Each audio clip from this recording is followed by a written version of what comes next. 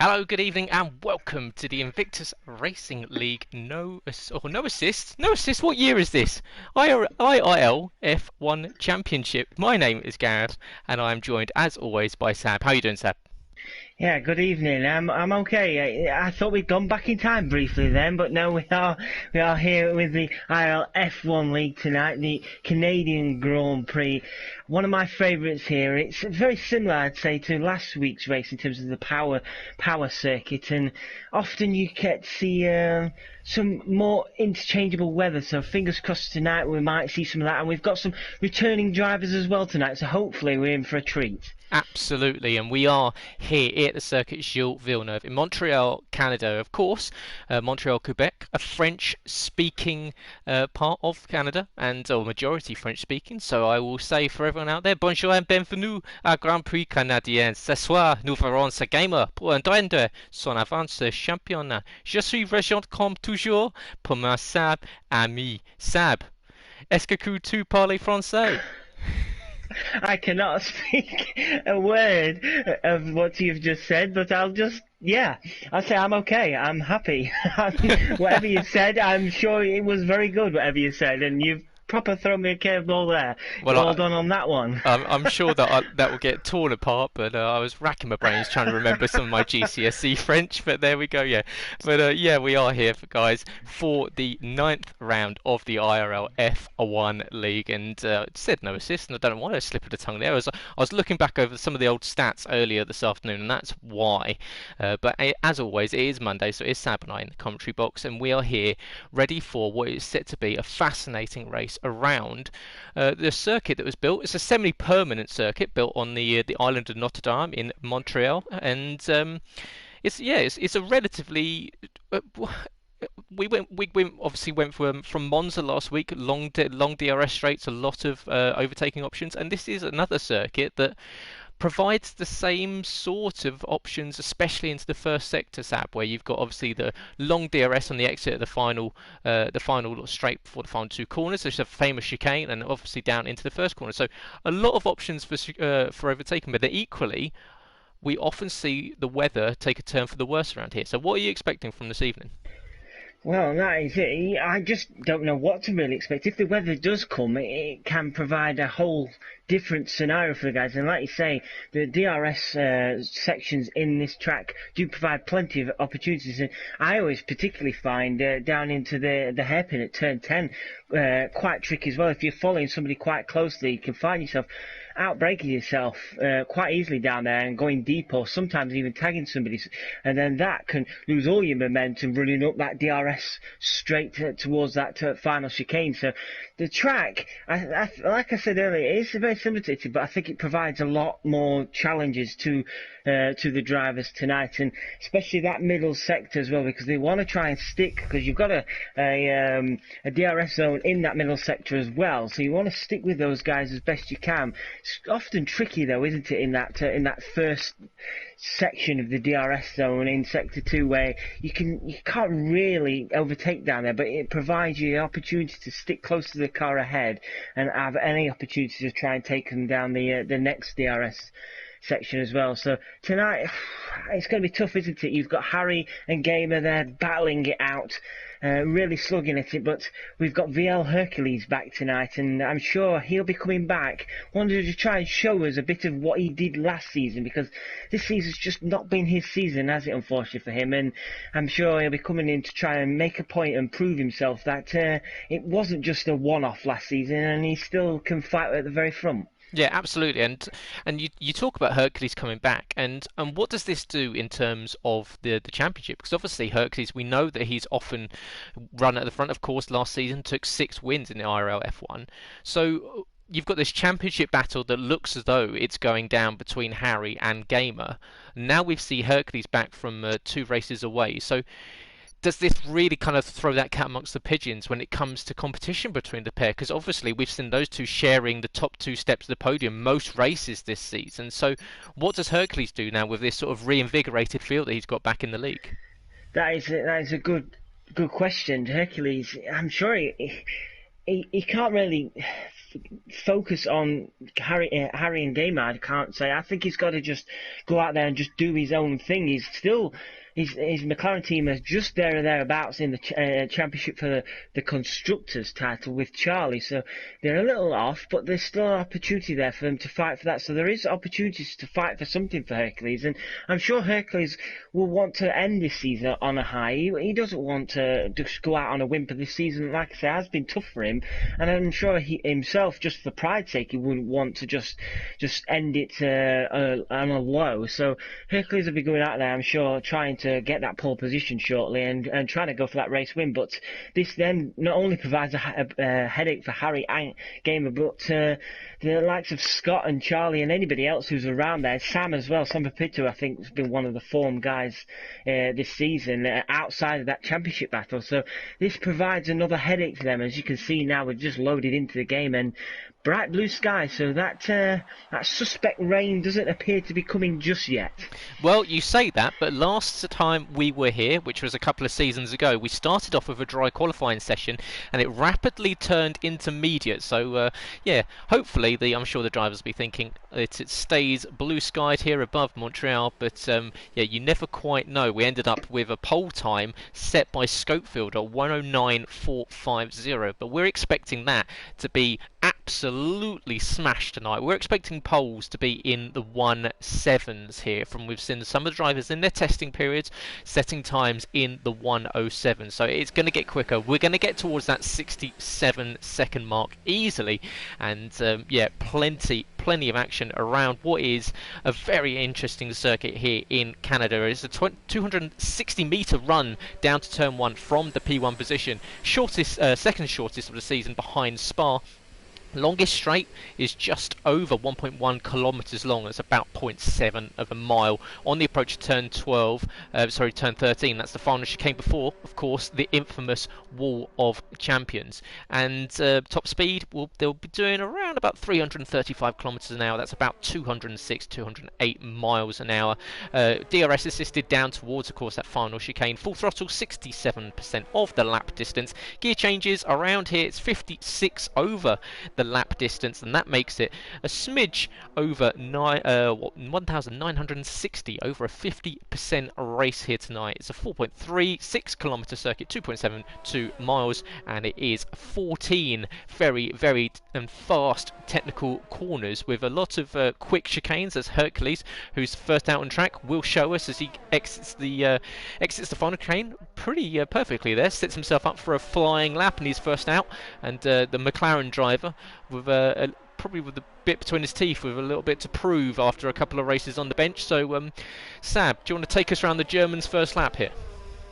Yeah, I can do. So here he goes. He's through coming up to the second sector now. What can he do in the first sector? He's 19.1 for his first sector. He's got a car behind him, so wouldn't imagine putting him off too much.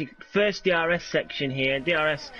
Got to get here, the yellow flag in sector 3, but that won't bother him whatsoever. This corner I always find really tricky personally. I can easily find yourself drifting out into that wall and losing a bit of front wing, but down into this hairpin now is you've got to get the braking absolutely nailed on. You don't want to go too deep. He nicely does that there and sets him up now. He's got his teammate ahead of him, FPL Charlie. Here comes a nice toe for him. This is looking at absolutely perfect for the McLaren team now. FPL Charlie got his DRS wing wide open, peels to the right, allows Hercules to tuck in, gets that final section absolutely nailed on, tucks to the inside to get to the shortest line, and there you go, Hercules with a 108.091. But if we are to expect what we think, this time should be beat later on, so Hercules will be hoping later on to improve on that, but it's not a bad first banker lap from him. And just on board with the man second in the championship, Harry, who's equally got a lovely toe from his teammate Scott,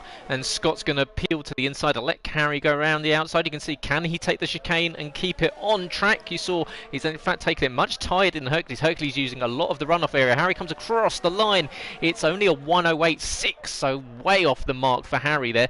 But yeah, via Hercules, his car looked incredibly planted through the second sector, so that's helped him. Samuel Pepito moves up into third. Fountain on the hard tyres does a time well off the mark, so he'll be looking improving. I'm sure he was helping out his teammate as well. We'll go on board with the likes of Gamer, who's out on track as well. Gamer is coming through the first sector now on the soft tyres tonight. Of course, the softs tonight are the C5, the softest rubber available to the F1 paddock.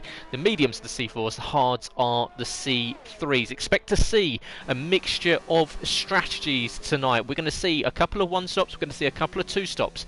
You might even see a couple of threes and fours with a couple of people making trips to the wall to fix that front wing.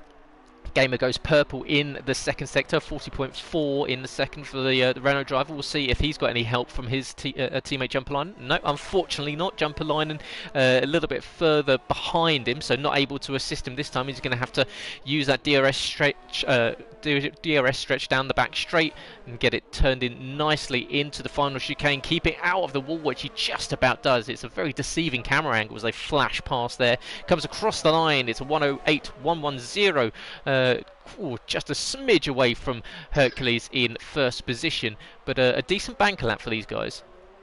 Yeah, decent banker lap indeed. I'm just keeping an eye on Scott at the moment. He's out there on a set of hards and struggling somewhat at the moment. He's invalidated on his current flying lap, and he's invalidated on this lap as well. So work to be done for Scott at the moment. But I was speaking to Scott briefly in a practice session over the weekend, and he said to me that he's finding it really difficult on those soft tyres to really nail a lap round here and really look after him. So it'd be interesting to see what the strategy is down at Williams. Will they be going for a split strategy and maybe Scott trying something a bit more long term? Yeah, absolutely. As you're saying, we're going to get a lot of split strategies between teammates, between a lot of drivers in the field tonight. The one stop, expect to see the drivers going for that one stop if they've started on the soft rubber to pit in. The window opens around about lap 4, runs until about lap 9. Tyre wear can be pretty harsh around here depending on the setup as Ice-T comes across the line up into 5th position. Good lap there from the Mercedes driver. Yeah, expect the one stop them to come in on a lap 5 to lap 8 onto the hard tyres if they are going to go to the end on that one stop, and equally if they start on the hard tyres outside of the top 10, expect them to go to around about lap 20 to lap 25 and then go on to the soft rubber, setting a couple of purple laps I'm sure at the end of the race. As we've got a couple more drivers, we'll check in, we'll see what some of the other packs doing. Cleffy is invalidated. Burmeister in his return after 2 races out is out on track on the soft rubber, so we'll see what the Dutchman can do in the number A97 Ferrari as he comes up through to a very tricky corner. As you say, very easy to get it off balance here. You can see they're having to lift a little bit through the corner, and that's going to compromise your exit speed down towards Lepingle, the hairpin, and brilliant views for all of the fans. Of course, Robert Kubica having a huge accident there many moons ago, but yeah, looks as though all clean for everyone else, and Burmeister flying up the back straight towards the final chicane. Turn 13 and turn 14, need to get it turned in perfectly to keep your lap on the board, and he does. A little bit of a lift through the exit to make sure that he doesn't run out too wide. Comes across the line, it's up to 9th for Burmeister. Harry is out there, but will not be with his teammate for this next flying run. His teammate Scott has bailed on that hard run. He's come back into pits, not setting in time. So Harry now onto his next flying run. He's just about to start it now. He's currently in 6th place, so work to be done because Hercules is a good 6/10 of a second up the road at the moment from Harry. So Harry needs to try and get this done. And currently he's just set a purple sector 1. He's just over a 10th faster than what he did on his previous flying run. So it's a good start there for Harry. Sammy Pepito coming out of the hairpin there. He's going slightly slower, 0.03 of a second slower this lap. So we'll see if the Spaniard sticks with it. He's going to come up to the final chicane. A little bit of an improvement needed to be made, but of course he's almost half a second off of the current pole position man. That's VL Hercules. Can Sam improve on this time? He needed a better exit out of the final chicane. Did he get it? He did. He takes off 0.3 of a second, but still not enough to get himself up onto the front row of the grid. He gets himself around about 0.3 of a second ahead of Charlie. Harry crosses the exits the final chicane, comes across the line. He's improving. Can he improve enough? It's only up into 4th position. It's a 108.371 for the Williams driver, and with his title rival in 2nd position, that's currently not good enough. And as what we were talking about before we went on air, Sab, is that you've really got to think this is the race that that Harry needs to take good points off of Gamer. Yeah, definitely. As I'm just watching Beck there, and he was an impressive lap there from Beck. A 108.525 jumps him up into 5th place there in the Toro Rosso. But yeah, as we were saying, this is crucial tonight for Harry. He needs to score more points than Gamer. Gamer can't be allowed to eke that gap up anymore, because it's just going to get even closer for Gamer to be grasping hold of that championship trophy, because yeah, it could go close to 20 points if Gamer ends up picking up as White Fountain has retired from the session. But yeah, if Gamer picks up a fastest lap as well as a win, and Harry doesn't come second, it could find himself 19-20 points in the lead, and you would think with not many races left on the calendar, that could be curtains. So the pressure really is on Harry tonight. But up to P4 right now, he can just about see Hercules in first place, and Gamer not far behind. But that first bank lap from Hercules is looking tricky to beat, as Hercules has gone even quicker. I apologise, I wasn't right on board with Hercules. Hercules is a 107.762. You were saying we were going to be in the 107s. Hercules has done it. What a lap from him. Absolutely, yep. Got a huge toe of Charlie up the back straight, and that helped propel him into the final chicane. And yeah, Charlie's now off on the flying lap. Unfortunately, invalidated in Sector 1, so he's going to have to back out of that one. But yeah, Hercules the first one to dip into the 67 second mark, and we'll see if anyone like Gamer can come back in. In fact, we'll go on board with CIG Gamer and see what the young Brit can do in the Renault. The current man currently leading the championship by 15 points. Equally, the Renault team edging out the constructors by around about the same sort of margin with Gamer and Jumper Line. And of course, Jumper Line last season's IRL F1 champion. They're pretty super powering as Cliffy up into the front row of the grid, a 108.031. Good lap time there from the Racing Point man, and he's been improving, essentially qualifying session upon qualifying session. We'll see if Gamer can go back ahead of the Racing Point. He's invalidated the final corner, so he's only getting one more run. But yeah, unfortunately there for Gamer, for Sam, he will not be able to put that one on the board. But yeah, great lap from the Racing Point. Another decent effort from him in qualifying. It's becoming much better for him this season. It really is. I have to say, Cliffy's been one of those guys this season.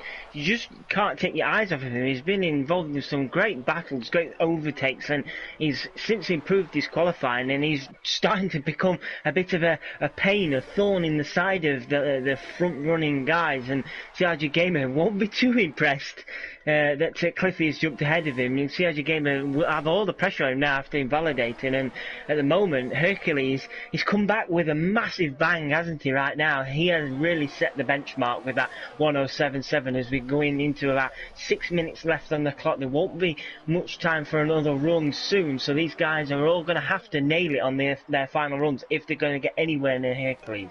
As Ice-T goes up into third position with exactly the same time as CIG Gamer 62, wow, down to the 1,000th of a second. So what's the next digit? We'd love to know.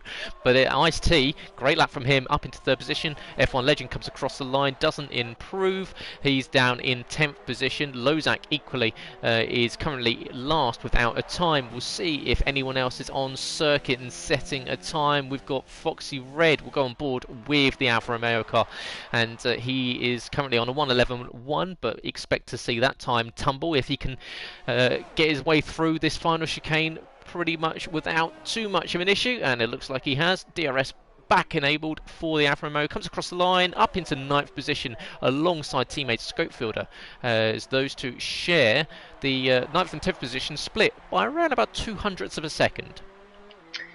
I was just keeping an eye on Sava Pepito. He was about a 10th and a half up on his time, then went deep into the hairpin, and it cost him massively. And you soon seen he gave up on that lap and flew straight back into the pit lane. So that lap abandoned from Sam. Sam was looking, I'd say, to get around the 108.1 mark or even the 108.0 mark, but unfortunately for Sam, that deep run into the hairpin has cost him. As unfortunately Lozak clips the inside curb and slightly puts him into the infamous wall of champions. So the Swiss driver down in 17th position without a time. Jumper Linen is out on track, but this time he's on the medium rubber, so going for something different is the Finn.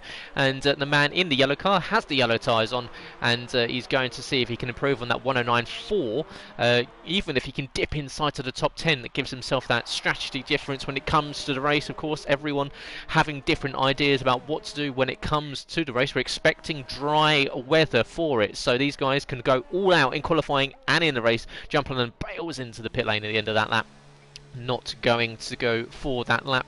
We'll see. It's looking pretty quiet. We've got Harry, in fact, who's down in sector 1. He's going just under 0.3 of a second faster, so that gets him down to around about the 108 mark. We know he's done he's lost a lot of time there in the in that first sector. He was down, but hopefully, well, you never quite know what you're going to get from this. Like, I can see a deep intake of breath there. Yeah, I was just keeping an eye on FPL Charlie, and at turn 3, he did a Sebastian Vettel, if you remember, in Canada last year. He got all out of shape and ran across the grass there, and that was his qualifying done. He got all out of shape, and unfortunately this run where he was looking good, it suddenly got out of his hands very quickly, and unfortunately for the McLaren driver, that this lap will not count for anything. One person that needs to improve on their time is Scott in 14th position. In fact, Jumpline and Scott both looking at improving. We've got 2 minutes 47 seconds to go left in the session. You can see the McLaren weaving to warm its tyres in the background, but Scott is going to come up to start his flying lap, and this is pretty much going to be his last chance to do so. So yeah, a lot of pressure on this man's shoulders if he is to get himself up towards the thick end of the grid and help out his teammate, because that's one thing Harry needs, is essentially his teammate to pull him along, not only in qualifying but also in the race. So Scott out of the championship, but definitely has put his hand up and said he's willing to help out his teammate in his bid to not only pick up the Drivers' Championship, but also take home the team's title. As we sit here looking back at the rear diffuser of that Williams, and you can see just in the background you've got the McLaren in the forefront, but you can see, hopefully we'll go to the front half. There we go. We'll look at the front now as we go down towards the hairpin for Scott. Now it's all about not locking the front tyres into the hairpin. Takes the apex very nicely on the power, very carefully indeed. Don't want to spin the rear tyres up and pointing in the wrong direction, but Scott doing a nice job of that. Can he get up into the top 10? That's the big question here. You obviously want to get further up the grid as possible, as Gamer does a 107.6. A great lap there from him. Scott exits the final corner, comes across the line. Can he improve? It's not going to be that fast. It's only 12th position, but great lap there from Gamer. And as Hercules comes into the pit lane, so the German is not going to improve on his time. Yeah, I was riding on board with Game there. It was absolutely superb. He just nailed every single corner of that section. Got down to the hairpin perfect, and then the final chicane and Wall of Champions, he absolutely got bang on, and he flew through there, took to the right hand side for the shortest way to the line, and boy did he nail it. And not that far ahead of Hercules, but crucially, he's jumped up into pole position with Harry down in 6th place. The pressure really is on him, and I'm just looking on board with Harry. That is his qualifying done. Harry is running really slowly and allowing cars to go past, so at the moment 6th is best for Harry, and this championship fight of his is looking very, very difficult right now. CRG Gamer has an abundance of cars between him and his closest challenger. Absolutely, that would be Harry's worst qualifying effort of the season. Before that, only 5th place was his worst. So yeah, and that's 6th at best, because obviously there's still the likes of Schofield, who's going way slower. So he is going to cross the line to start a flying lap now. So he's going to get another run at it.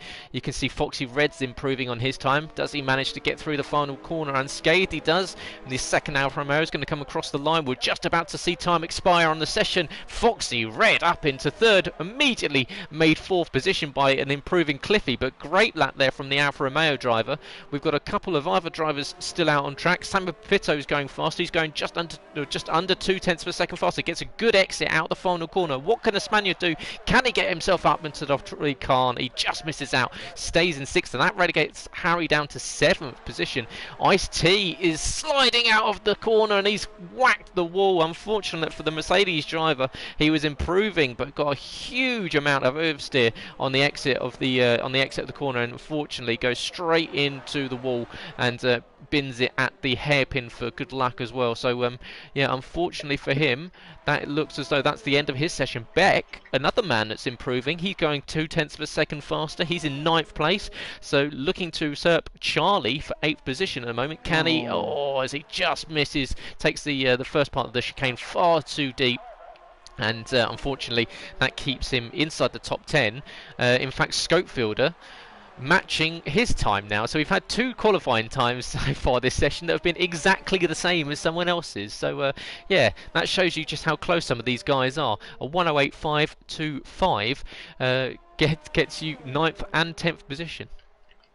That was, I have to say, that session was fascinating to watch, but I'd say that the most impressive, and I don't mean any disrespect to Foxy Red, and surprising, is his performance. I did not expect to see him up in P4, ahead of Ice-T, who's also had another good session. Cliffy once again showing his qualifying form is rapidly improving, and Hercules, like I said, doing exactly what he needs to do, show that he's still one of the fastest guys in here, but what a headache this is now going to be for Harry. He's got FPL Charlie alongside him in 8th place, and Charlie, they're good mates, but Charlie will be wanting to attack the best he can going into the first few laps. So Harry, not comfortable at all right now. No, absolutely not. Plenty of work to do for him if he is to get his championship back on track, because he is behind Gamer, as I said, by 15 points, and Gamer is the man that's taking a second consecutive pole position. After his pole in Monza, he takes it,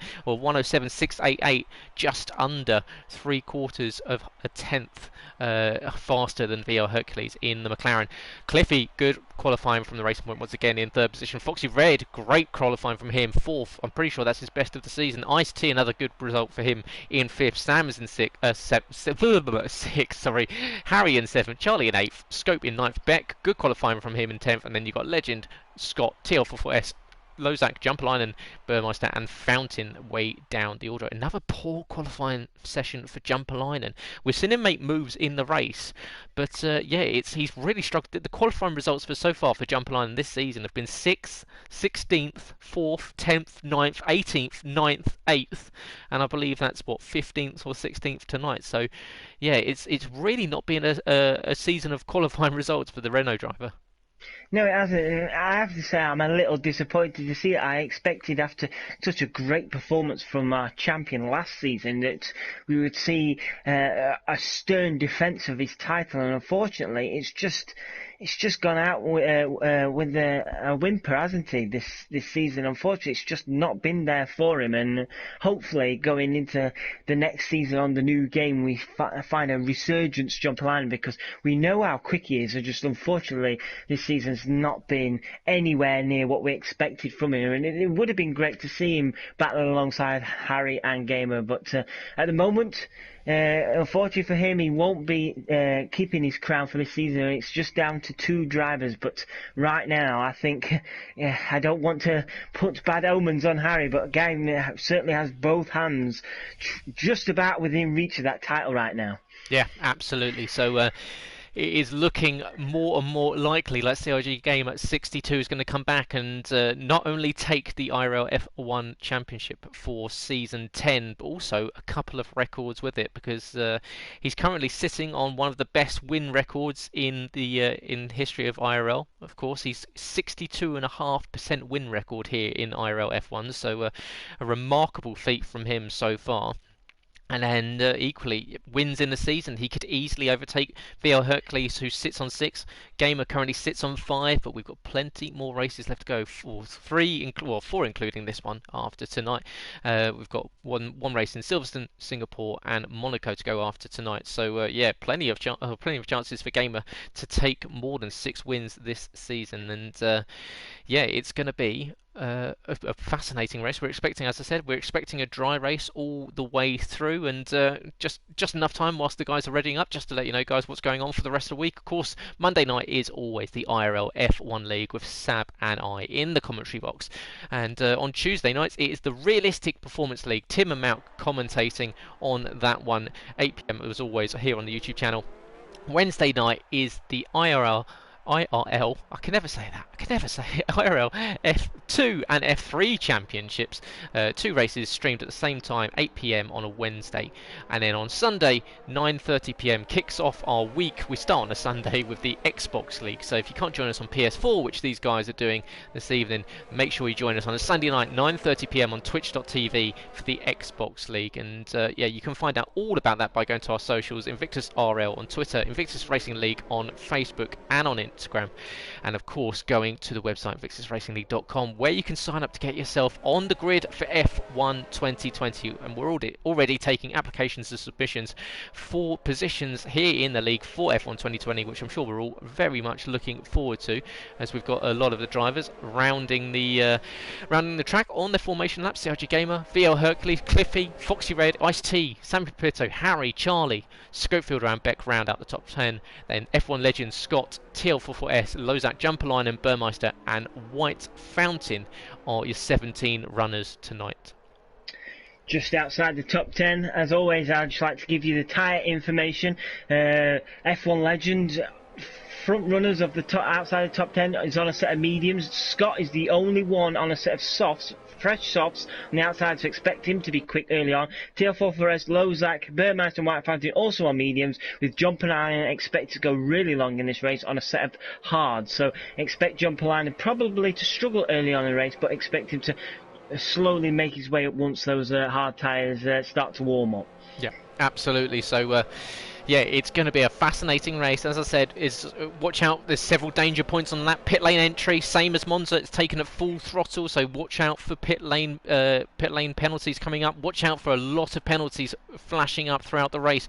Fast chicane, easy to corner cut, final corner, and make sure if you do miss it, you go around the bollard. Pit lane exit feeds directly into turn 2 and that oncoming traffic. So a lot going on, and we're about to get it started. Round 9 here at the IRL F1 League. It's Monday night with Gareth and Sab. We're bringing you some of the best racing here on the PS4. We've got 5 lights. Gamer is about to get us underway, and he does get a good start. VL Hercules alongside him is going to have to pull into the background of him, because already Gamer takes a lead into the first corner. Harry's going deep, and he's trying to go around the inside of Ice-T, who's already fallen down the order. Harry up into 6th position. Gamer gets away very nicely indeed. Cliffy in 3rd. 4th is Foxy Red. San Pipito is in 5th. Behind, Harry moves up to 6th position. Ice-T in 7th. Charlie and 8th. Scopefielder and Scott round up 9th and 10th. And we've got a yellow, and it looks as though Lozak TL44S may have come into contact. Yeah, there was an incident with, I don't know where Lozak is on the track now, but there was an incident with TL4S. He was alongside F1 legend and Beck, I believe, and he just got completely squeezed out. And unfortunately for TL4S, he got spun round quite easy. I don't believe he's picked up any damage, so if he hasn't, he should be okay to carry on.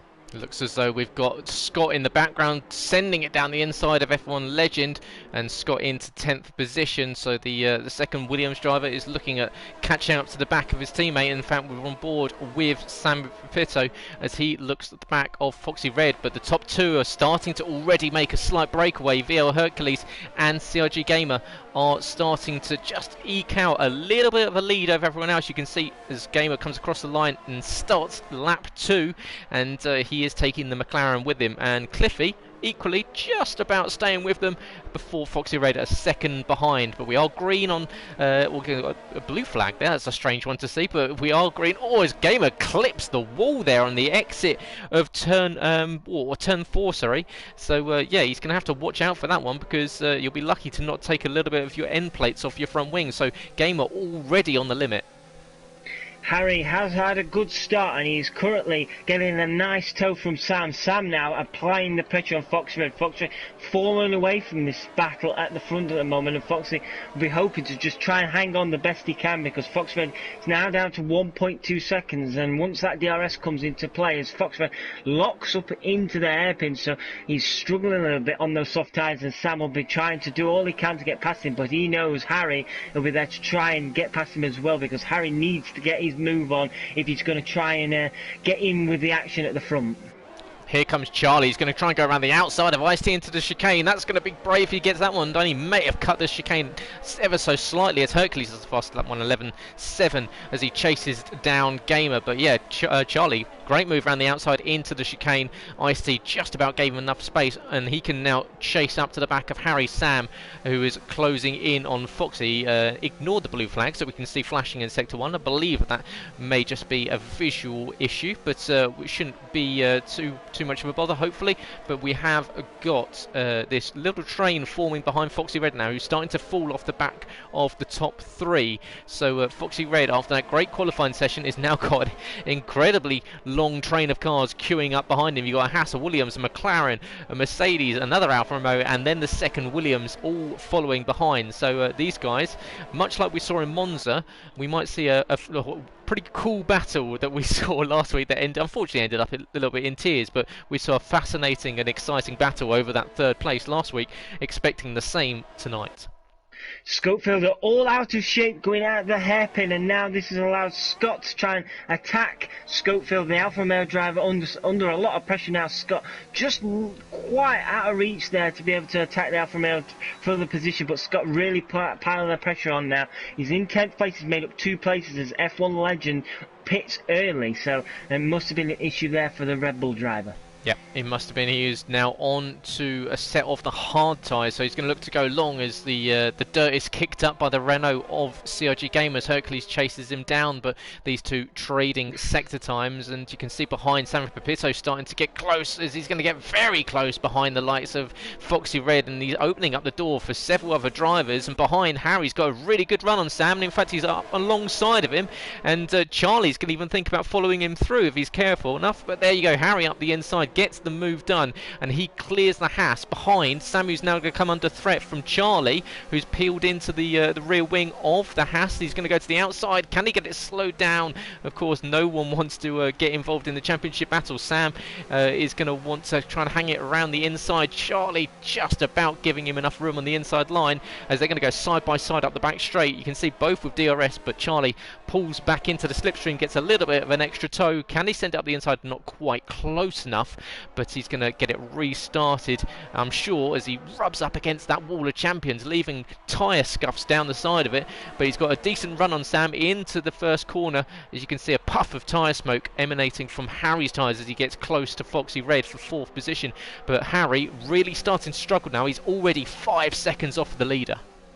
Yeah, he needs to get past Foxy Red as soon as possible. It was a perfect move on Sam. He needed to get it done quickly, because Sam would have been wanting to try and get the move done as well. But now Foxy Red under massive pressure. But like you say, that penalty, that time frame is, we've got a yellow flag in sector 3. That time frame is already 5.5 seconds for Harry behind that front 3, so he needs to get this move done within this lap on Foxy Red. Foxy Red really is struggling in this early stages of the race so far. Yeah, as the Red Bull driver is out of the Grand Prix, unfortunately, down in 16th position. Our first retirement is to get yellow in sector 3, so that means no overtaking in sector 3. It's now gone green, so they can go back to his VO. Hercules closes in on Gamer, sends it down the inside into the final chicane, gets the move done for the lead of the race. Just managed to flick on board as it changed over. Lap 5 is ticked over to lap 6, which means the pit window is open here for the guys on the soft rubber. Now the undercut,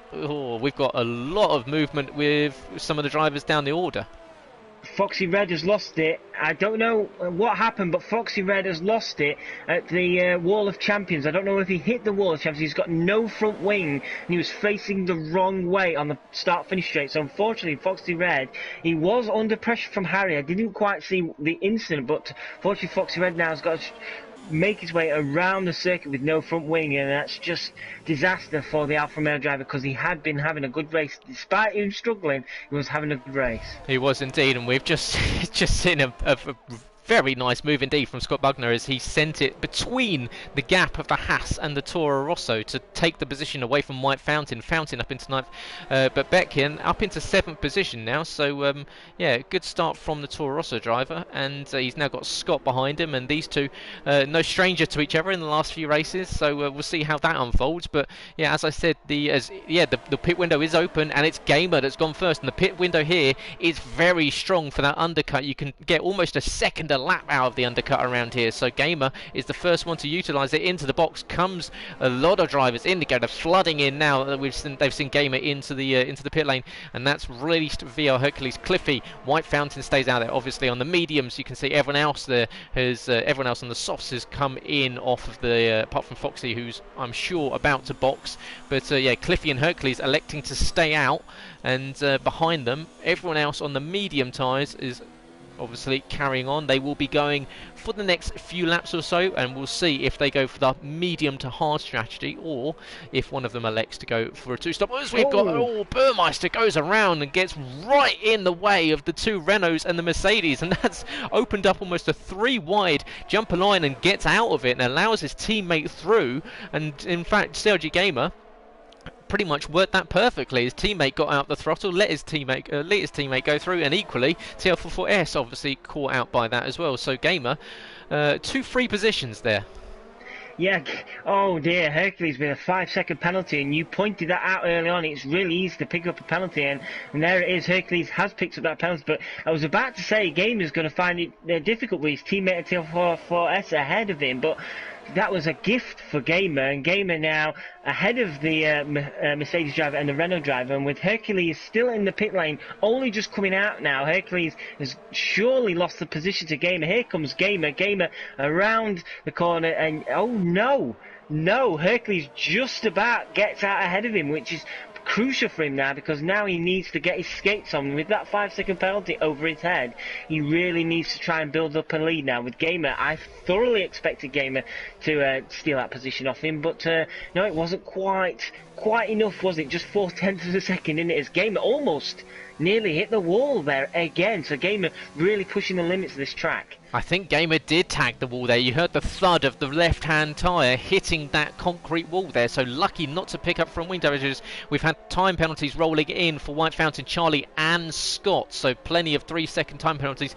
Expect to see some more of them. But now Gamer is going to be well within the draft of the McLaren. But equally, he's got it on Fountain ahead. So this might help out for Hercules. He's going to send it past Fountain pretty early on into the straight. In fact, he's going to put a car between himself and the Renault, so that's what he needed to do. But yeah, unfortunately that 5-second penalty might come back to haunt him. But yeah, Gamer pushing hard in these early stages. He's going to go down the inside of Fountain into the first corner, gets the move done very nicely indeed from the Renault driver. Very neat and tidy as Harry does the fast lap of 1:11.377.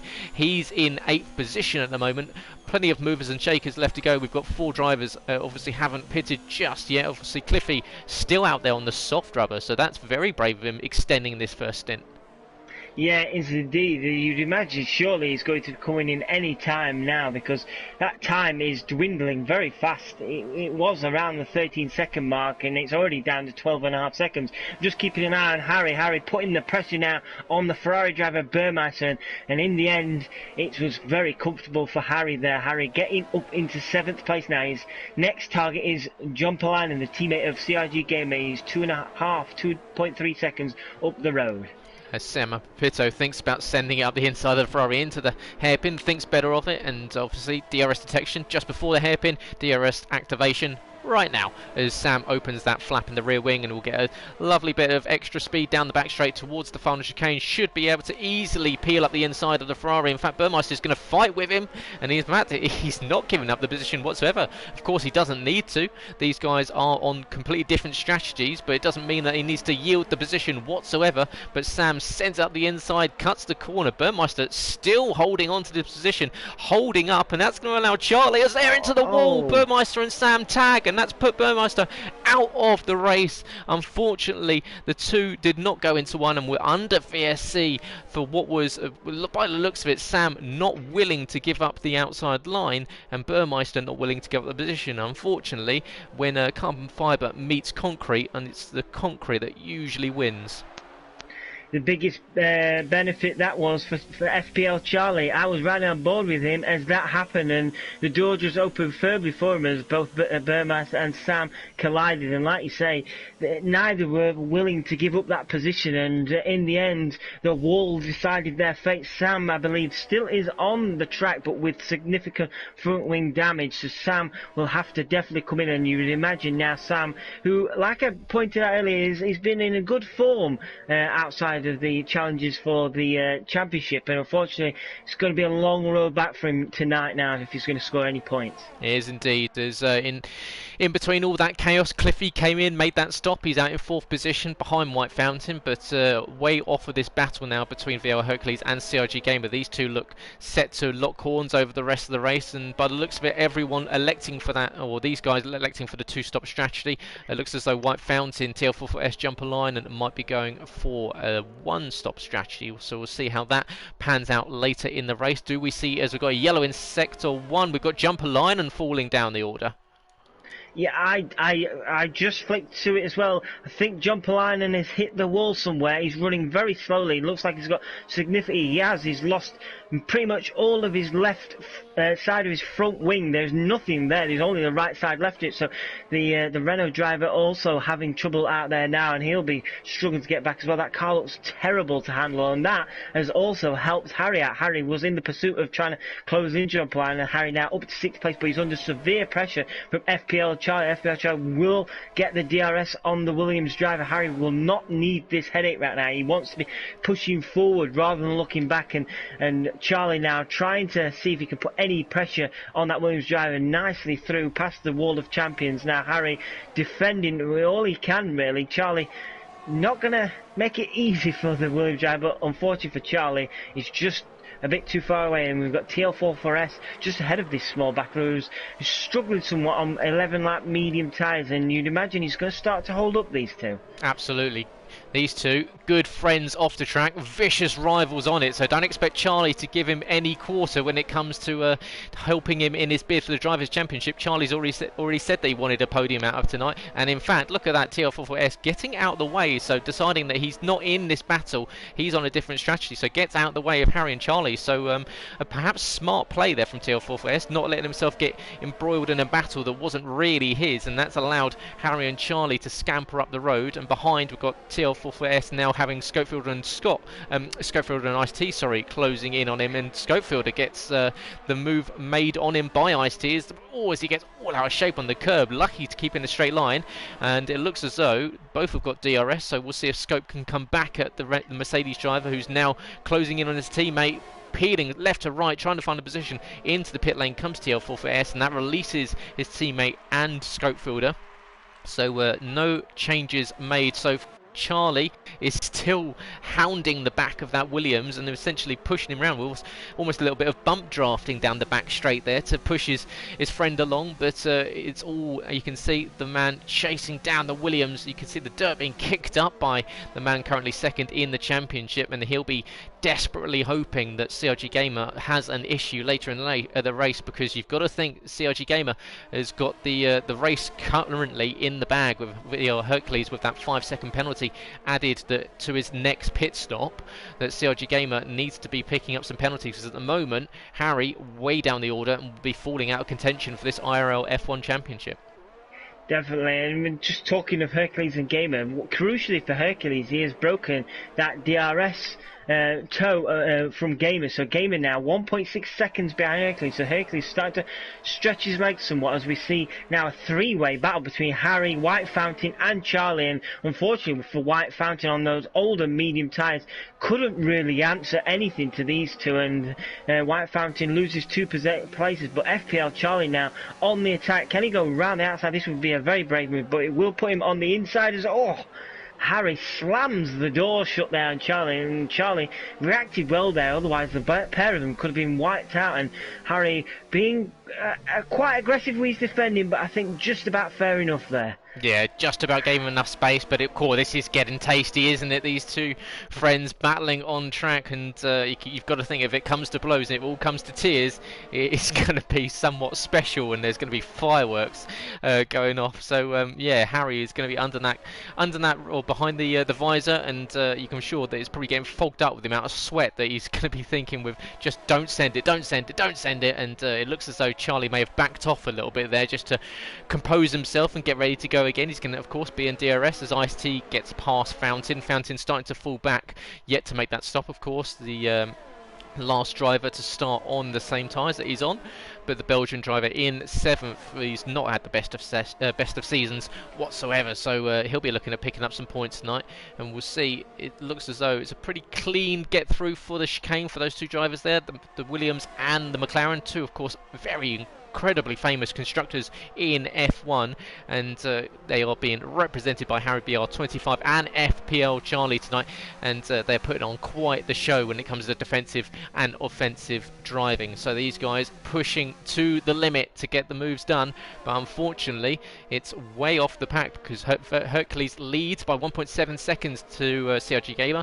and then Cliffy back in 3rd position is leading by over 5 seconds to Harry, who's got quite a deficit to make up if he is to close in on a podium position. And if Harry was to miss out on the podium tonight, it would only be the 2nd time this season that he's missed out. Yeah, and it would prove very costly if he does, and Gamer was to finish where he is or even in 1st place. I'm just looking further down the order, and Sam Pito is suffering even more now. John Pline on the newer medium tyres, Sam on the hards, and Sam has lost out on 12th position to Jean Pline and the Renault driver. So Jean Pline at the moment up back into 12th place, but Sam's just about keeping hang on to that Renault driver, but at the moment it's just a big struggle for the pair of them, as they both are squabbling over positions outside the points, as John Pline goes very deep into the hairpin, and that could allow Sam an opportunity, but I think Sam is just a bit too far away, and then John Pline might have got away with that. Yeah, it looks as though Jumpline is going to hold on to what is 12th position and way out of the points, and these guys hoping that the race comes back to them later on, possibly hoping that someone takes an unfortunate trip to the concrete wall and brings out a safety car later on in the race. We're just about coming up to around the halfway stage in the race, lap 16 of 35. So these guys, well, what's happened since the start? CRG Gamer took pole position, got away cleanly, but lost the lead to Hercules a couple of laps into the race.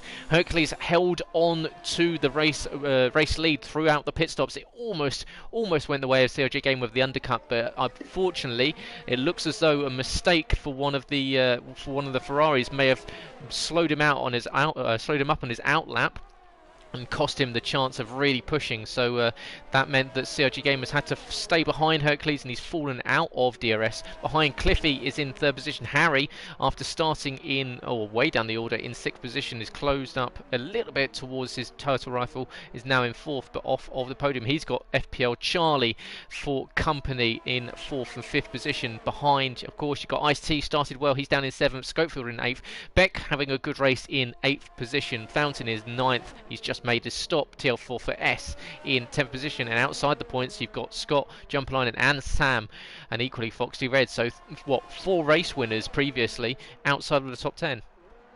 It just shows you how difficult this league is, doesn't it, when you see the likes of those guys outside top 10. I was keeping an eye on White Fountain in TL4S. White Fountain, as you pointed out, has just been in the pits, and White Fountain got the move quite comfortably done on the Mercedes driver of TL4S, and TL4S seems to be struggling somewhat out there. He's just picked up another time penalty, but White Fountain, it looks like he's having a better race tonight so far. I don't want to put the jinx on him at all, but he's had a tough season, like you said, and at the moment he's running in the points. It's about 6.3 seconds behind Beck. So yeah, on those fresh medium tyres, White Fountain looks to be trying to make some moves at the moment. Yep, does indeed. As one man that's looking to make the moves is still Charlie, who's really staying with the back of the Williams of Harry BR25, and he's doing quite a nice job indeed, because there's a lot of outwash here, and as Charlie, as I say, that picks up 3 seconds, and that's what happens when you get caught in the dirty air. You get sent offline, and Charlie, you can see, trying to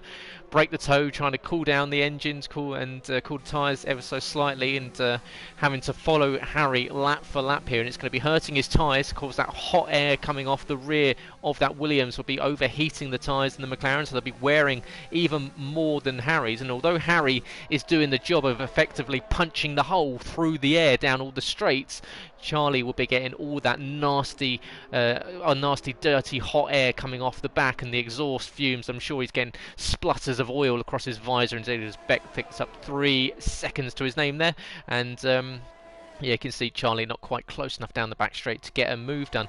And yeah, just whilst there's a slight lull in the proceeding, guys, we'll stay on board with Charlie and Harry, just to let you know, obviously.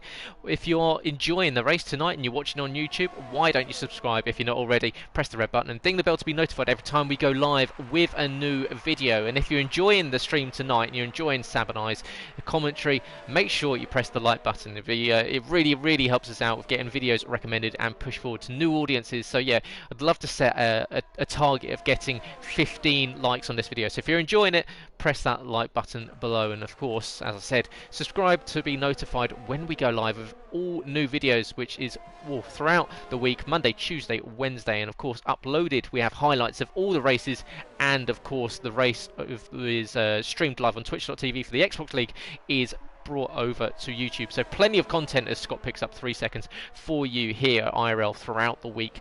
And we'll see. As Sab, we're expecting a dry race, but have you noticed the clouds bubbling overhead? Yes, I was about to, after you were speaking, I was about to say we've gone from blue sky to very dark clouds right now, and you know what this circuit's famous for. Sometimes it says it's dry, like you say, and we could end up with rain, and I've been riding on board with Ice-T. He's come out of the pits into ninth place. He's trying to track down White Fountain, and yeah, it's got a lot darker, so those temperatures will be dropping on the circuit right now, and it's going to surely make interesting. Can we see a spot of rain to make anybody panic, or is it just the weather trying to play tricks with everyone on the circuit? It's going to be just to see what they do in the next few laps, but yeah, just keep our Ice-T looking like he's in line for scoring some more points tonight. White Fountain is going to be under some pressure at the moment. Ice-T just about a second behind the Haas driver. He is indeed doing quite a nice job indeed. In fact, we'll go on board with the Mercedes, and as he chases down the Belgian White Fountain, as TL44S picks up 3 seconds there. But the number 56 will look back from the rear wing. Not really when we want to look, because now we're looking at TL44S looking in the wrong direction, but there's a lovely bit of sponsorship opportunity for Petronas there as you look back from the Mercedes chassis. And we've ticked over to lap 21 of 35 as Hercules crosses the line. He's maintained a 1.3 second gap to Gamer, but yeah, as we were just saying, the track has got a lot gloomier. You can see there's a little bit of fog and mist descending around the circuit. It's maybe not as clear, and as that cloud covers come in, as you say, the track temperatures will be plummeting. So these guys that will be running around on worn tyres towards the end of the race, of course, track temps not as high as they were, and that can really make it a lot harder when it comes to sliding out of corners, because of course with the limited grip and the limited tyre wear by the end of the race, you kind of want as much extra benefit from the weather as possible. So this lowered tyre temp or low track temperature is going to really hurt them. It really will indeed, and I just wanted to point out FPL Charlie has given up on his pursuit of Harry. He's come into the pits for a set of fresh medium tyres, and crucially for Charlie, he came out ahead of the battle between Beck, White Fountain and Ice-T. So FPL Charlie coming back out in 6th place as White Fountain does go. Sorry. We were obviously watching the same thing, and unfortunately Ice-T trying to go around the inside and Beck trying to make it too wide into turn 9, and unfortunately got turned around into the wall, and it looks as though that yellow came out. Hercules and Harry are both in, so it looks as though this time it's Hercules that's going for the undercut on his race rival. but unfortunately for Beck, it looks as though it's going to be another pit stop at the end of this one. He allows Scott past, but yeah, unfortunately for Beck, he was having a good race up until then, but 2 cars into that corner not often goes that well, and unfortunately for the Scotsman, he proves that pretty nicely.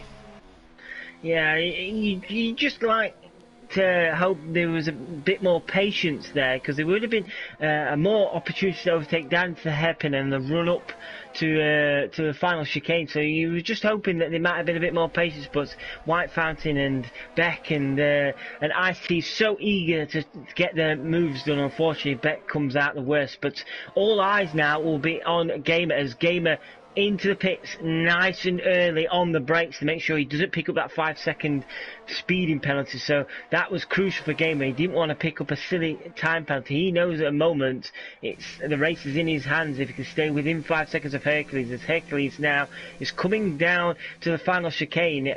Gamer on his way back out. It's going to be close between the pair. You'd imagine Hercules will still keep the position, but Hercules is just coming into turn 1 now, and Gamer is in front, so the undercut has not worked, and Hercules, I don't know if he's been caught up in traffic. He must have been caught up in traffic, because Hercules is 2.6 seconds behind Gamer. What on earth has happened there? Oh, I tell you what it is one thing we did forget is that 5-second penalty for speeding from his first stop. So it's that having to serve that 5-second penalty before he took his stop. That's right. One thing we didn't notice in all of that is that Charlie jumped Harry with the undercut, so that early stop for the McLaren driver has put him back up ahead of Harry, so he's finally got the job done.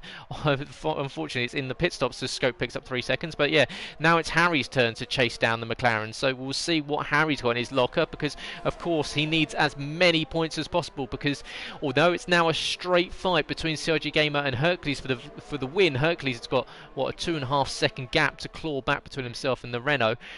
Cliffy comfortable in 3rd position, so he's on board for another podium position. Would make his, is that his 2nd of the season, I believe it is? Yeah, it would. His first one was in Brazil. But out of the into the final corner, Harry gets the job done on Charlie there. Harry's going to try and hold off. He hugs the inside line. He's going to send Charlie to the outside, and Charlie thinks better of it. So Harry, quickly as he can, gets back up ahead after that slight mishap with the undercut. So Harry back up into 4th position. We've got moves being made between Scott, Jumper Line, and Sam Pepito. They're side by side into T1.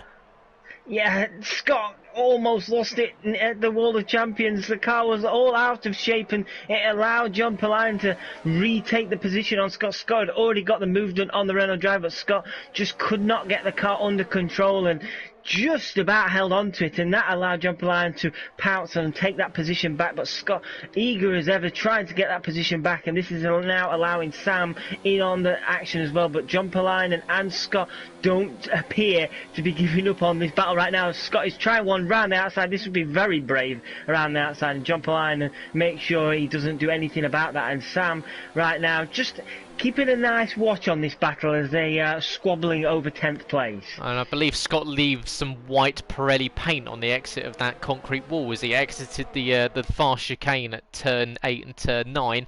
But he's going to get bit of DRS as Charlie and Harry swap positions again. You can see Jumper Line and switching sides to sides, trying to break the toe for Scott, but it's not going to be done before they get to the final corner. But yeah, Harry and Charlie still battling over that position. We'll go back on board with them before the end of the lap. We'll see what Scott can do into turn 1. Is he going to send it? He's known for making these very daring moves into the braking zones, but yep, holds on very nicely. It's always a very good racing between the likes of Jumper Line and Scott and Sam Pepito. As you say, watching these two like a hawk, waiting for a mistake to be made. Of course, Sam caught up in that incident between himself and Burmeister earlier in the race. That's why the Spaniard is outside of the points. You can see Harry and Charlie have swapped positions once again after Harry got him back a couple of laps ago. It's now Charlie that has retaken 4th position, but I believe we're about to see another change as Harry closes up to the McLaren, to the last minute, almost clatters the wall. That was very bold of him to make a move that aggressive, but does get the move done. Harry back up into fourth position. Will we even see Charlie thinking about it into turn one? He's not quite close enough. Harry with the DRS holds on to the position, but yeah, these two having a fantastic little battle between themselves, even if it's not for a podium. What a battle we've got here as Scott has come into the pit lane. He's picked up wing damage, I believe. He's tagged the Renault driver, and I believe he has picked up wing damage down the straight there. I swear it looked like he hit the back of the Renault driver, and yes, indeed, he's having his front wing changed. So unfortunately for Scott, that epic battle he was having with the Renault driver has come to an end, and John Pillai will be breathing a huge sigh of relief, but he won't be able to breathe too calmly too soon, because next behind him is the Haas driver Sam Pepito, and Sam on 15 lap old hard tyres, whereas John Pillai on 14 lap medium tyres. So you would imagine Sam would be in the better position out of the two of those medium tyres. Not last much longer, and John Pillai under more threats. John Pillai, he's not had a chance to just relax yet so far in this race, as he's now under threat for 10th. As Charlie retakes the position again. So these two trading places for 4th and 5th position. Foxy picks up 3 seconds. He's down in 12th position. Scott onto the soft rubber. It may not help that much with, unfortunately, with Harry being in 5th position. So way down in the points compared to his title rival taking home 15. But CRG Gamer is the man currently with the fastest lap of the race, so he would be taking home that extra point, making 16 points. But with Scott on the softs and now White Fountain on the softs, those two will be looking at making a dash for that extra point, if they get inside the top 10. So that's even a big if in itself. But yeah, you can see they might be stealing that fastest lap point off of CRG Gamer, which might help out Harry ever so slightly if we do see absolute cataclysm and mistakes from CRG Gamer in the final few races of the season. And the man that's been unfortunately unlucky in plenty of races, including AOR, is seen to be doing pretty handily for himself here in IRL. So it's been a welcome return to CRG Gamer 62, and we hope he sticks with us, because he's been providing some excellent entertainment this season with the likes of Harry BR25, who's about to take the position back off Charlie. So let's stop counting how many times these two are going to pass each other. It's a bit of a leapfrog at the moment, and it's almost a slingshot engage if you've watched Talladega Nights. As you can see, it's now the Williams back up into 4th position, but don't expect that to be the positions at the end. It could go anywhere. So what's going on with CRG Gamer? 1.8 seconds, so the lead between himself and Hercules has fallen. It was 2.5 seconds. It's now just over 1.5 seconds. So Hercules on the fight back. Can he close up? Yeah, that's what I've been keeping an eye on. Hercules has really got the charger now. 1.5 seconds. Can he get it within a second? He's got 7 laps to do it. I'm riding on board with Hercules now, and he can see the Renault driver firmly in his sights. So the mission is now to try and at least get within DRS range. But fortunately for Hercules, he'll make a couple of tenths up here and there. And as you've just rightly pointed out, Scott there with the fastest lap of the race on those soft tyres. And Hercules will make a couple of tenths up there, but then he'll lose a couple of tenths in another part as well. So the moment that they're not making that much of a game, but it is down to 1.4 seconds now. So Hercules is really stepping up. Can he put some pressure on Gamer and give us some real fireworks towards the end of this race, as FPL Charlie picks up another set of 3-second time penalties? I believe that's 6 seconds worth of time penalties now for FPL Charlie, as he's still battling with Harry. So Harry will be knowing that Charlie's got that 6 seconds worth of time penalties. If Charlie does finish ahead of him, he should still finish ahead of him based on the penalties. And you are absolutely right in your assertion where you say that Gamer and Hercules are trading essentially tenths of a second each corner. It looks as though Hercules is much closer to him in the 3rd sector, gets a much better run out of the final chicane, whereas Gamer stretches his legs a little bit in the 1st sector. So that's where Hercules isn't going to need to improve on. Of course, he's now only 0.3 of a second outside of DRS, as Scott picks up 3 seconds in his cavalier approach to track limits. But yeah, Gamer 1.3 seconds up the road from the German VR Hercules, who's making his return after 2 races on the bench, and he will be looking at coming back with a bang, and that's picking up a victory. And very strange, in fact, that Harry, I'm sure, will be pretty much in the camp of Hercules, wanting him to win the race. Most definitely is. Once again, FPL Charlie and Harry trade places again, and this battle, I think, is starting to just hurt themselves somewhat now, because the the gap to Cliffy is 8 seconds now, and I can't imagine any of these pair really have a chance now of closing in on the top 3 unless one of the top 3 has an issue. But just going back to VL Hercules, it's now 1.2 seconds. So he's very slowly reeling him in. He needs to get it done sooner or later because there's only 5 laps left now, but it's 1.1 seconds. So if he can keep this rate going, he should be within DRS of Gamer within at least the next lap or two. So we could have a really fiery, explosive end to this race as Hercules will be wanting desperately to come back and win after, like you say, being set on the bench for 2 races. As Scott closes in on Beck 9000 for what is last on the grid, but that doesn't mean that the battles could be any less intense, and we know these two have given us some fireworks in the last few races, so Beck will be wanting to do all he can to keep the man behind, but Scott with this superior grip is being squeezed into the wall by Beck. That was naughty, and he's going to go into the wall for his troubles there, giving Scott no room through the exit of turn 5 there. Put the Williams driver into the wall, and unfortunately for him, he's come off worse and goes into the barriers. So yes, Beck 9000 not wanting to give the Williams any space on track whatsoever, and unfortunately Scott was not willing to get off the throttle. He was up the inside and had the right to the next corner, and unfortunately both of them have come off worse, and that puts Beck down into 14th position. So yeah, possibly a silly decision there from the Toro Rosso.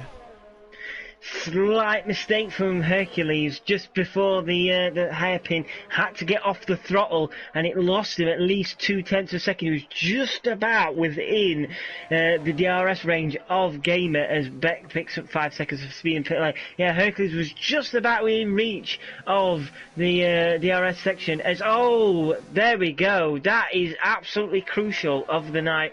3-second time penalty for Hercules. He cut the chicane, the very last chicane, and unfortunately the McLaren driver has pretty much now ruled himself out of winning this race. And CRG Gamer, if he's aware of it, knows that all he has to do now is keep it clean from now to the end of the race, and this race will be his and another race win for himself. Charlie and Harry still going at it, hammer and nail, lap for lap, corner for corner, still battling over 4th position, and that's what you love to see. As our fears well, I say our fears, we were kind of hoping for a little bit of rain at the end of this race, but it looks as though the overcast sky has dissipated, and we're now back under sunshine here in Montreal. So yeah, the track temperatures will be warming up, so we'll be helping these drivers with some late stage tyre wear, but as you say, unfortunately it looks as though that might be curtains for the race victory unless CRG Gamer makes a big ol' error in the last few laps. As Ice-T picks up 3 seconds, he's trying to chase down this battle between Harry and Charlie, and these two effectively almost like a Scalextrics, just following each other nose to tail. So yeah, they'll be battling over 4th and 5th until the end of time, it seems. Cliffy is in a world of his own in 3rd position, just driving around to a podium position, so I'm sure he'll be quite happy with 3rd, picking up his 2nd, 3rd place of the season. And some more decent points for the Racing Point team with his teammate MNT Eltink not able to make it tonight. TL44S picks up another 3 seconds there. So the time penalties really starting to roll in now as we get into the late stages of the race. Only 3 laps left, or 2.5 laps left to go really. But Hercules now 1.3 seconds behind Gamer. But you've got to think, Sab, with that penalty that came up 2 laps prior, that it is Gamer that's going to take this one tonight. Yeah, you would imagine so. Gamer, he's sitting comfortably now, and Hercules' his attack is unfortunate come to an end. I'm just keeping an eye further down, and it was a nice team play from the Haas boys, White Fountain and Sam. White Fountain had cruised up to the back of Sam. Sam on those 22 lap old hard tyres, and Sam knew White Fountain were on much fresher soft tyres and allowed the Haas driver past him, and it was nicely done from Sam to allow his teammate through. And White Fountain has had a much better race tonight. It's good to see him there in the points at 8th place, but Sam equally as well after that incident find himself back in the points, so it's a somewhat good recovery for Sam, but he knows he'll be feeling frustrated that he could have scored a lot more points tonight. Absolutely, and one man that thinks he probably could have scored a lot more points tonight is Jumperline, and he's being chased down by TL44S. And we spoke to Jumperline earlier in the week, and we asked him if he foresaw a season like this, where he, after such a successful one last season, whether he was going to be able to hold on to it. Scott picks up 3 seconds, Foxy Red picks up 3 seconds in quick succession there, and he said that he was realistic, and he thought that maybe not being involved in the Drivers' Championship, knowing that CRG Gamer and Hercules would be very strong, but he thought that maybe the season could have been a little bit more positive than it has been. And he's been struggling down the order, and now he's going to be passed by TL44S, who has the supreme tyre grip on those 4-lap old tyres and sends it down the inside and puts himself up into 10th position, but has a lot of penalties to his name, so we'll see if he sticks with that one. Ahead, we'll go check in with this battle for the lead. We'll check in fact we'll go on board with our race leader as he starts the last lap of the race here, lap 35 of 35 here at the Circuit Gilles Villeneuve in Montreal, Canada, for the 9th round of the IRL F1 Championship. And I cannot say this league's name tonight, unfortunately. It's getting to the end of the season, it's getting to the end of the game, and I've lost the ability to talk, so I do apologise as Hercules confounds his misery by picking up another 3-second time penalty, so pushing too hard to close into Gamer in the final stages. And you don't want to be pushing too hard, because the last thing he wants in this last lap is to clatter into the wall and take home that embarrassing trip, knowing that you were just about to step on the podium. But it looks as though it's going to be CRG Gamer 62 who's taken a very commanding race win at the end of this one. He just got back ahead after the unfortunately after Hercules' 5-second stop go, or extra pit, or added pit stop. So it's he's going to come down the back straight for the final time in the Renault. He's about to make it consecutive race wins, and he's going to make it a 6th win on the season, equaling the IRL F1 record. Comes across the line, and CRG Gamer 62 is your race winner here at the IRL F1 League. Fantastic result for him. Hercules is in second, Cliffy comes home third, Charlie and Harry battle into the final corner. Charlie sends it down the inside at the last minute. They're going to go side by side across the line. Who's going to get it? Who knows? It's just about going to be Charlie, but Harry gets him on penalties. Ice-T's going to come across the line. Can he overhaul Charlie? Not quite. He misses out by 3 seconds. Scopefielder is going to come home to 7th in a very quiet race for the Swede. White Fountain is going to pick up some points for the first time in a long time, so congratulations to him. He's had a torrid season, but the Belgian driver back into the points. He's going to come across the line in 8th. Does he hold on to the position? Teammate in 9th. He does get jumped by Sam, so Fountain in 9th. TL44S is going to come across the line with the final point. Does he hold on to it? He's got plenty of penalties. Jumperlinen might jump him, and he does. Jumperlinen up into 10th position. That means TL44S is relegated to 11th. Foxy Red was a lap down, so he has already crossed the line, and Scott is the last of the runners in 12th position. Unfortunately, meaning that the Williams fall further back in the Constructors' Championship as well, with CRG Gamer's victory and Harry only able to finish in 4th position. It's only the 2nd time this season we've not seen a Williams on the podium, but it is the 6th time this season that we've seen that man take home the race-winning trophy. And Sab, he's really deserved this one, isn't he? He really has. He's been absolutely superb tonight. You was thinking we were going to get a real battle on his hands with Hercules, but unfortunately Hercules pushing that bit too hard and denied us the opportunity of maybe a last lap battle. But yeah, Gamer even has absolutely been superb, and not only been superb, but definitely now you would imagine is very firm in the favourite of winning this championship now, with Harry not able to really do anything apart from battle with Charlie all night. Absolutely, and CRG Gamer takes the race victory in 42 minutes 29 seconds ahead of Hercules and Cliffy, who both take home penalties. Harry, unfortunately, the only other driver not to take home a penalty, can only manage 4th, Charlie in 5th, Ice-T in 6th, Scope in 7th, Sam and Fountain 8th and 9th, Jumperline is in 10th, and unfortunately TL44S and Scott picked up over 15 seconds of penalties. That's a DSQ next to their name. However, they finished outside of the top 10, so no points. Foxy Red finished a lap down. He was in 13th, and then we lost Beck, Burmeister, and F1 Legend earlier in the race. So we'll wait for the race winner and the championship leader to join us very, very shortly. Equally, Hercules and Cliffy will hopefully be joining us here in the interview box. And of course, just time, guys, to let you know that tomorrow night is, of course, the Realistic Performance League with Tim and Malc in the commentary box. Wednesday night, IRL F2 with Dan and James, F3 with Harry and Charlie. And of course, on Sunday, you have twitch.tv, the IRL F1 Xbox League with what essentially an incredibly fast Xbox League. So if you want to get involved with the guys that's maybe not on the PS4 and you've got yourself an Xbox One, why don't you head over there? 9:30 p.m. on a Sunday evening. Perfect way to set yourself up for the week as we get ready to bring these guys in for what is going to be an interesting talk with Gamer and find out if he thinks that that's it. Surely with Harry off of the podium, Moin, is it that potentially that might be curtains on the championship. So we'll wait for hopefully for Cliffy to join us ever so shortly. But yeah, Sab, just whilst we wait for the final driver to join us, you look back at that race. What was the crucial moment for you?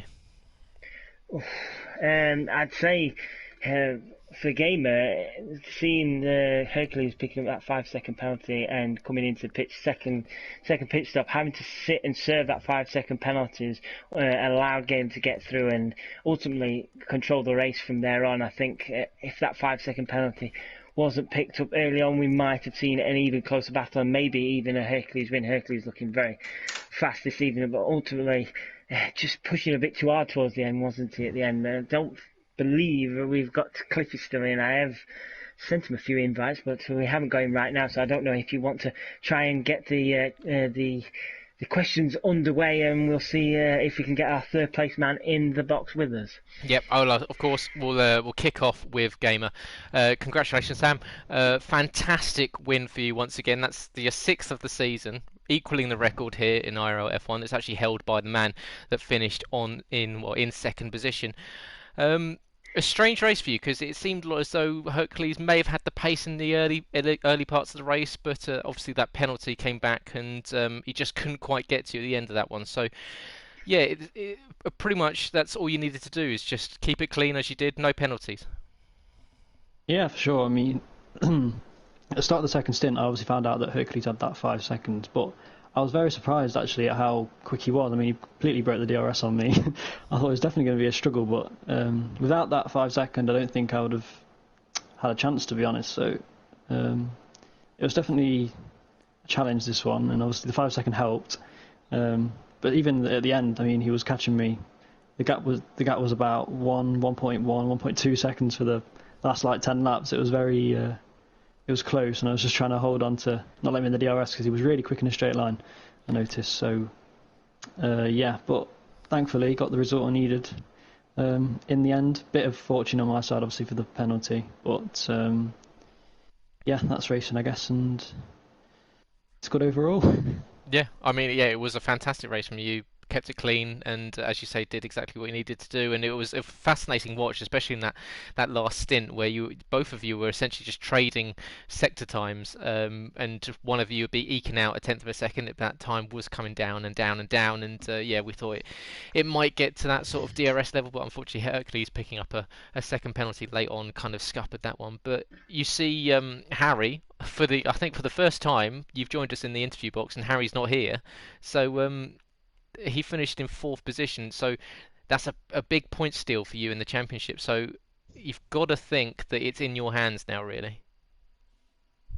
Yeah, it is, but you've also got to think, one DNF or anything, he could win. That's completely turned around, so it's definitely not over until it's over. Anything can happen, and I'm sure in most cases it probably does. So I'll hope it doesn't, and yeah, keep pushing to the end, definitely. Well, congratulations. Yeah, we've seen your luck online this year, so yeah, we won't hold our breath just yet, but obviously wish you all the very best in the last 3 races of the season. We'll move on to Dan via Hercules, and Moin, congratulations. Good to have you back, and good to see you back on the podium. Yeah, it's a good feeling to be back, and better feeling that I had the pace to challenge for a win after a long time. And yeah, that's what stand out for me in this race. Yeah, there's nothing much to say. I mean, you all know what happened. I missed just the braking point. I don't know where to brake, and I just tried to remember where I did it a few weeks ago, and yeah, it was the wrong braking point for the pits, and then it was all over. Yeah. Well, it was a good race from you, nevertheless, to come home in second position. Um, what's it like when you're in a position to win, and obviously you make a mistake like that? Does it get into your head? Do you then kind of get down for the next few laps, or did you just switch back on and just think I've got to chase him down now? I've got to, after that second pit stop where you had to wait there for those 5 seconds, which must have felt like an eternity. What was that sort of mindset as you came out, just knowing that you had to put quali laps in to close him down?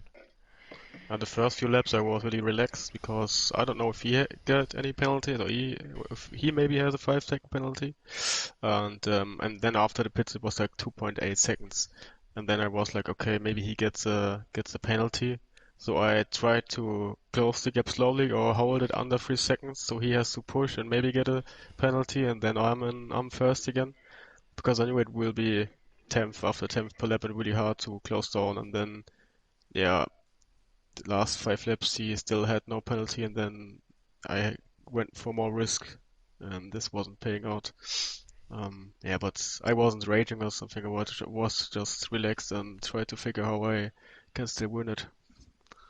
Well, back onto the podium for yourself this season. So good to have you back. Good to see you back here, and congratulations, second place for you. By the looks of it, unfortunately, Cliffy isn't with us. Am I just assuring that, Sam? Yeah. Okay. Yeah, Not I'm not sure why Cliffy can't not to worry. join So us. we'll find out from him about his thoughts on the race, and we'll put them online, guys. Don't worry. So check out the socials for all of that. And so quickly, just send one back over to Gamer for one final time. So 3 races left to go in the season: Singapore, Silverstone, and Monaco. So 2 street circuits. Um, when it comes to a street circuit, what's the mindset? Is it getting the quali done and trying to lead from the front, or have you got a strategy in mind that you don't mind having to chase? So Singapore, slightly different to Monaco, where there's a little bit more overtaking available. So, what's the mindset going into the final 3 races? Yeah, for sure. I mean, qualifying is the most important. I know, obviously, the street circuit is less likely for the slipstream to be effective, so it's going to be all by yourself sort of thing. But qualifying is definitely the most important.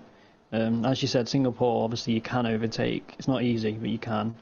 And Monaco, obviously, it's pretty much impossible to overtake unless you're like 3 seconds quicker than the car ahead or something. So, yeah, qualifying definitely, and then leading from the front, ideally. A crucial thing with those races as well is if you get stuck in traffic, if you pit early before, say, medium runners or anything, you get stuck in the traffic, you can easily get overcut. So that's something to watch out for as well. Well, cannot wait for it. Going to be a fantastic street circuit race, and yeah, that will be next Monday. So yeah, congratulations to yourself. Congratulations to Hercules for first and second tonight. So yeah, feel free to head off, guys, if you so wish. We're about to wrap up the stream on what has been a fantastic round 9 here, and Sab. It looks as though that championship is slowly starting to fall away from Harry's grasp, isn't it? With Gamer extending his lead out front. It is, but I have to agree with what Gamer said there. He can't get carried away with this. He can't believe he's already got it because, like you've just pointed out, we've got 2 street circuits coming up in the next 3 races, and street circuits, as you know, they can bite anybody at any point. So one mistake here or there from Gamer, and it gets a DNF, and Harry scores good points. Suddenly, the championship is back on. So concentration will still be at the highest for Gamer as he makes sure he gets through the last 3 races and claims this championship. But as you say, this championship does look now to be firmly in the grasp of gamer. But what a race I think we had tonight. It's good as well to see Hercules back on the podium with us. Hopefully we'll see more of him battling at the very front again, because normally when we see him battling at the front we usually get great races. Yeah, absolutely. So good to have the league back to its full complement, and yeah, we will be seeing hopefully 3 more spectacular races coming up in the next 3 weeks. So of course next week Singapore in Marina Bay, 2 weeks and we've got Silverstone, and of course we end the season, we end F1 2019 competitively on the streets of Monte Carlo in Monaco for what is said to be a very interesting way to end the season. But can Harry extend the championship? Can he keep it going by picking up a much needed victory essentially in Singapore, and hoping that Gamer slips up somewhere over the next 3 races? So it's all on the Williams drivers. It looks as though, as you say, the Renault is starting to stretch his legs in not only the drivers but the constructors' championship, with himself and Jumpalainen in the pole position to take home a double championship. Of course, those beautiful trophies that you've seen online, and of course you can get your hands on them by going to the website and signing up to get on the grid for F1 2020. Already taking submissions for the league. Plenty of opportunities and options for you to race here on several nights a week on the PS4 and on Xbox. So go to the website invictusracingleague.com, or the socials, Invictus RL on Twitter, Invictus Racing League on Facebook and on Instagram, and of course join us here on the YouTube channel where you can subscribe. And if you've enjoyed the races, make sure you've pressed that like button. Really helps us out, and I'd love to get a target of 15 likes on our video here. It would really help us out, and equally pushes up the videos through the recommendations and all that YouTube algorithm. But yeah, thanks for joining us for another fantastic Monday night's racing, and hopefully I would have learnt to use correct language next week, as I've lost the ability to talk the majority of the way halfway through this one. There we go, and there, talking far too quickly, that's what it is. But yeah, had a great one, had a great evening with Sab. As usual, we've got 3 races left to go in the season. Let's have an absolute banger of a hat-trick of races. But yeah, have a great week, guys. Hopefully we see you tomorrow night for the Realistic Performance League. If not, we will see you back here in Singapore in 7 day time. Stay safe, stay happy, and yeah, we will see you very soon.